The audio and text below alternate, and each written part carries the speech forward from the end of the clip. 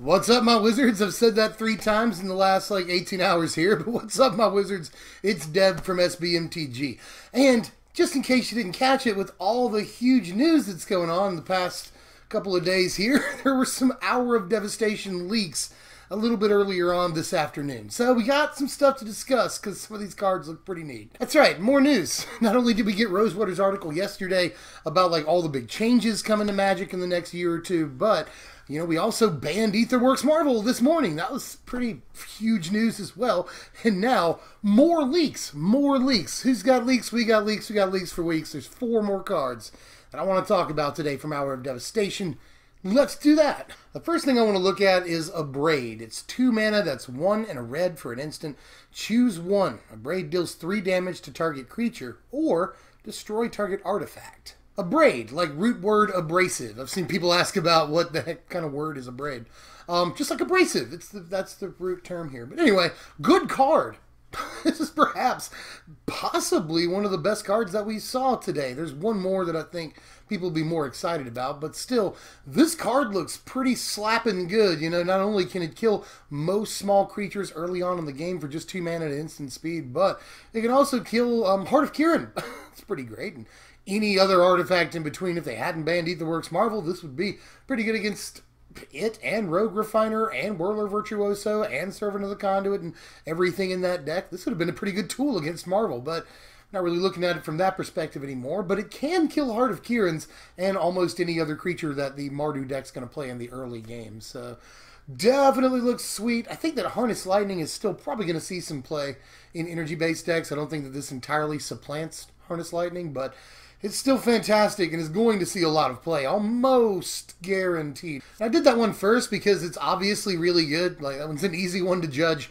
That's a fine card, and we'll at least see sideboard play, if not main deck play. So that one's really good. That card is good, but it's also very easy to know that card is good. So let's move on to something that's maybe a little bit harder to evaluate. This is Wildfire Eternal right here. It's 4 mana, 3 and a red for a 1/4 zombie jackal cleric. Check that awesome creature type. And it's got a new ability, Afflict 4. The reminder text is, whenever this creature becomes blocked, defending player loses 4 life.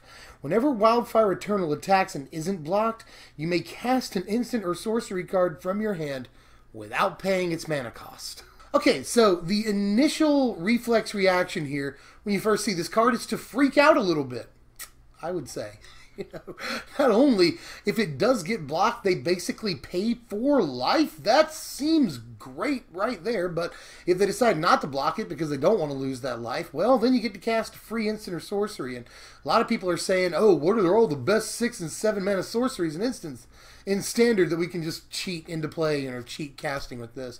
To that end, I'd say Approach of the Second Sun seems like a pretty good idea, but still, I think that this is just fine with 1 and 2 mana instants and sorceries that you get to play for free. That's fine. That's totally fine. And note that this will go through before damage goes through. That's kind of interesting, which means you can play free pump spells and stuff like that, or you can play free burn spells that kill your opponent's creatures that may be blocking other dudes of yours. So at least that's worth noting. I think this is fine. Everyone's trying to figure out how to play huge spells with it. I think it's fine with 2 mana spells too, so there's that. But at the end of the day, I don't necessarily think it's amazing. There's a lot to not like about this card too. First of all, it gives your opponent the agency in the deal. It gives your opponent options, which is almost never good. That rarely pans out, And there's the idea that you have to have an instant or sorcery in your hand worth playing, and especially in the kind of aggro deck that's going to want to run something like this, you would think, sorcery speed 1/4 guy, the kind of aggro deck that's going to run something like this is either going to run out of cards relatively fast and not be able to cast anything for free. That's always something to worry about. Or it's just not going to have good enough stuff to cast. I've already said I like this with 1 and 2 mana instants and sorceries, but you're just not always going to have one, and that's usually going to be apparent to the opponent. Really neat card. I don't think there's any arguing that, and I think people are going to try to make it work, but ultimately it just looks like it's going to come up short. It's pretty expensive. Here's something people are losing their ever-loving minds over. This is Ramunap excavator right here. Its pronunciation is not a guarantee there. It's 3 mana, 2 and a green for a 2/3 Naga cleric, and you may play land cards, check this out, from your graveyard. So it's Crucible of Worlds, except on legs, except it doesn't really have legs because it's a Naga, so there's that. But still, Crucible of Worlds, y'all, in Standard. That's neat. And also Commander, obviously. I mean, it's killable. It dies to removal. I don't usually like that article, or that argument. But in Modern, it dies to Bolt, and that actually is really kind of important, so there's that. I'm just not really sure how much impact a very killable Crucible of Worlds is going to have on some formats, although I will say that you can play fetch lands out of your graveyard in Modern. That's dope. You can play cycling lands out of your graveyard in both Modern and Standard now, so that's... Oh, that seems good. This seems pretty decent with Gitrog Monster, obviously, so there's that, and everybody wants the stupid frog to be awesome for the last few months that it's in the format. I really want the Gitrog Monster to have a chance, and this definitely gives it that chance, I think. I'm not really sure, again, how great the card is. We've got Harness Lightning, we've got a Revolted Fatal Push, there's Unlicensed Disintegration, we just saw abrade, so, and that takes this out. There's just many varied removal options to take this guy out and not let you do whatever you're planning on doing with it in Standard right now, and especially Modern for that matter. So I'm just not 100% sold, but if you're excited about the card, I don't blame you at all. Creature version of Crucible is a great idea. That seems good. And one more card here to talk about. This is the big mystery of the day. It's Adorned Pouncer. It's 2 mana, 1 and a white for a 1/1 cat. Yay, cat with double strike. And it's got a new ability, Eternalize 5, 3 and 2 white. But there's no reminder text on this promo, so we don't know what Eternalize does yet. And there are some people crying fake on this because it doesn't have reminder text, but True Heart Duelist last set in Amonkhet, that promo just said Embalm. It didn't have reminder text on it. And if I remember correctly, Glorybringer's game day promo doesn't have reminder text on it. So this is not unprecedented. What is a little unprecedented is the fact that, like, he's busting out of the frame a little bit, like his claw is busting out of the frame. And hopefully that's just a new thing they're doing for promos because it looks sick. Like, the art on this is awesome. And I'm super excited. It's cat, obviously. This is a great 2-drop cat. But, again, we don't quite know what Eternalize is, and everyone's theorizing on it. But there are some theories I think hold more water than others. One theory I keep seeing is that it's just going to be, just like Embalm, but it'll give it a +1/+1 counter. I don't think they're going to do that. I don't think they're going to play -1/-1 counters in one block, or in one set with +1/+1 counters in another. I really don't think they're going to do that. If I'm not mistaken, I think Wizards has said they don't want to do that. So I don't think that that's it. So that's a theory that I don't think has merit. One that I think has a sort of middling amount of merit, like this could be it, but it would look weird if it was, is that maybe you exile this from your graveyard for 5 mana, and now you get an emblem or an enchantment token of some kind that says that all of your guys have double strike. I think that might be really neat, but the actual reminder text on cards that do have the ability would probably end up looking really weird and be long and wordy, so I'm not sure, but that has not stopped Wizards before from doing mechanics. Now, the two theories that I think hold the most weight are that this is like Embalm, but you don't get a token. It's just put it back into play from your graveyard for whatever its Eternalize cost is. That could be a thing. I could definitely see that. I think that makes the most sense in a lot of ways. And the other one is that, and this is the one I've probably seen most often, is that it's basically Embalm, but it gives the creature indestructible. Perhaps even hexproof, but indestructible is the one that I've seen the most often.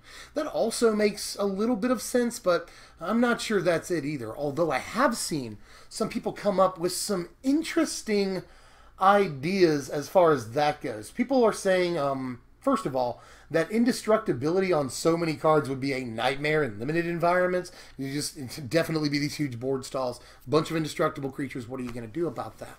Well, a user whose name I've forgotten, I'm sorry I didn't write your name down, but a user on Salvation posited that maybe that's why we see cards like Wildfire Eternal that have Afflict. Afflict could be an ability that gets around all of these indestructible creatures. That makes a little bit of sense. You got a bunch of indestructible dudes that you can block with and they won't die. But if you block my dudes with Afflict, you're going to lose some life. That would be a really interesting and really ingenious interplay between two mechanics in a set. So it's entirely possible that Eternalize will give basically Embalm creature tokens indestructible. I've seen still other people say that maybe this is just keywording Eternal Dragon.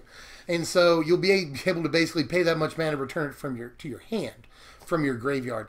In this case, I will say 5 mana would be an awful lot to return a 1/1 double strike to your hand, but the idea that you could do it over and over again is pretty good. I'd say that seems good. Even for 5 mana, that could be okay, especially considering it's a 2 mana 1/1 double strike. It's a fencing ace, so they expect you to enchant this cat. And by the way, just it as a card, like a 2 mana 1/1 double strike is not a bad 2-drop for the cat's deck, because the cat deck needs a good 2-drop outside of what it already has, like Long Tusk Cub, just doesn't have a bunch of great 2-drops, and so I really like that this card exists regardless of what Eternalize means, but I kind of want to know what you guys feel. Do you think it's any of those theories I've just described here? Do you think it's something entirely different?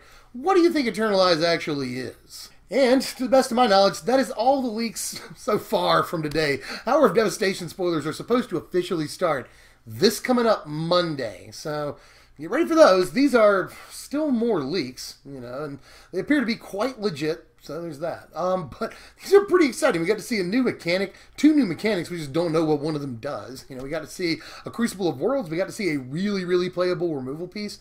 Lots of cool stuff today. Which one do you like most? Let me know that down there too. And just generally discuss these cards with me and how you feel some of these mechanics will play out. So I'm interested in having that conversation with you. And for the 3rd time today, it's like the 3rd time in 12 or 16 hours, something like that. If you enjoy the content, like the content. Let me go through that YouTube spiel. Please like the video. I know I always say YouTube spiel and downplay it, but it really helps when you like the video. So help it get out to more people and put it in more recommended feeds by hitting thumbs up. You can check me out on Twitter at SBMTG Dev, or you can follow us on Patreon. You can support us on Patreon at patreon.com/SBMTG. Can't wait to talk to you guys in the comments about some of these, because there's some weird stuff today. But until then, I'm Dev from SBMTG. Thanks for watching, my wizards.